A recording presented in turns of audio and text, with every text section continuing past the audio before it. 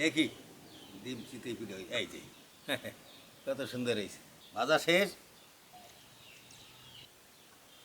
বিসমিল্লাহির রহমানির রহিম। আব্বা, এই কি করতেছেন?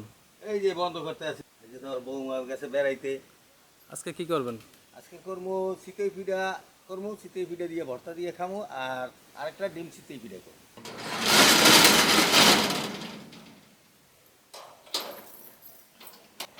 চল ঘরে চল, চিতই পিঠা বানাবো।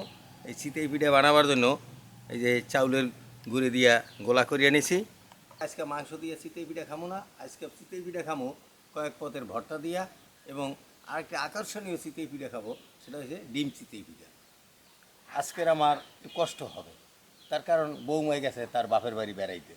তা আজকে বৌমায়ের রাইখেই আমি এই চিতই পিঠা বানাইয়া ভর্তা দিয়ে খাবো। বিসমিল্লাহ।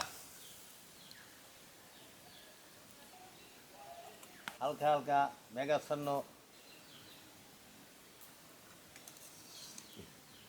অসাধারণ। চিতই পিঠা খাওয়ার জন্য কি কি ভর্তা করবেন আজকে? যে ভর্তা করবো কালে খুব মজাদার ভর্তা, চিংড়ি ভর্তা, হ্যাঁ। কালো জিরে ভর্তা, আচ্ছা। তারপরে বেগুন ভর্তা, ও, ধন্য ভর্তা। তা তো মজাই হবে। সেই মজা লাগবে। এর ভিতরে ডিম চিতই কখন করবেন? এই চিতই পিঠার পর, এইটা ভাজার পরে হ্যাঁ। ডিম চিতই করবো। এবার দেখ এই ডিম চিতইটা করে কিভাবে। আচ্ছা।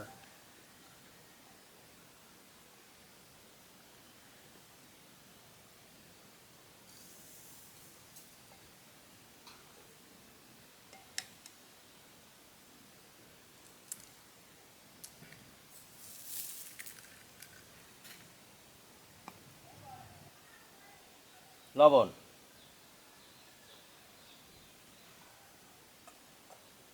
দেখি ডিম চিতই পিঠা এই যে কি সুন্দর, বাহ।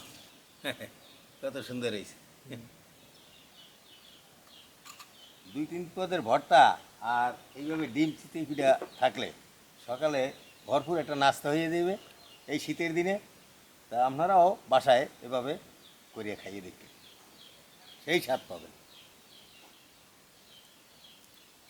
নিবু নিবু জালে, এই যে দেখেন আমার চুলের এককাল নিবু নিবু জাল জ্বলে, জাল জ্বলে মনে হয় না, কিন্তু নিবু নিবু জালে আগুনের তাপে, কয়লার তাপে পিঠাটা হয়ে দিতেছে। ভাজা শেষ। আর দর্শক, আপনাদের চাষি আবার একটু ভর্তা বানাই দিতে আছে। বৌমা আজকে না থাকাতে বৌমা আজকে এই চিতই পিঠা খাইতে পারলো না। পিঠাগুলো কত সুন্দর হয়েছে। ভর্তাও রেডি, আর এদিকে তো চিতই পিঠাও রেডি। তো এখন আমি এই শীতের এই সকালবেলা চিতই পিঠা ভর্তা দিয়ে খাবো। এই চিংড়ি ভর্তা, ছোটো চিংড়ি ভর্তা, এই যে বেগুন ভর্তা, কালো জিরা ভর্তা, ধইনা পাতা ভর্তা। বিসমিল্লাহির রহমানির রহিম।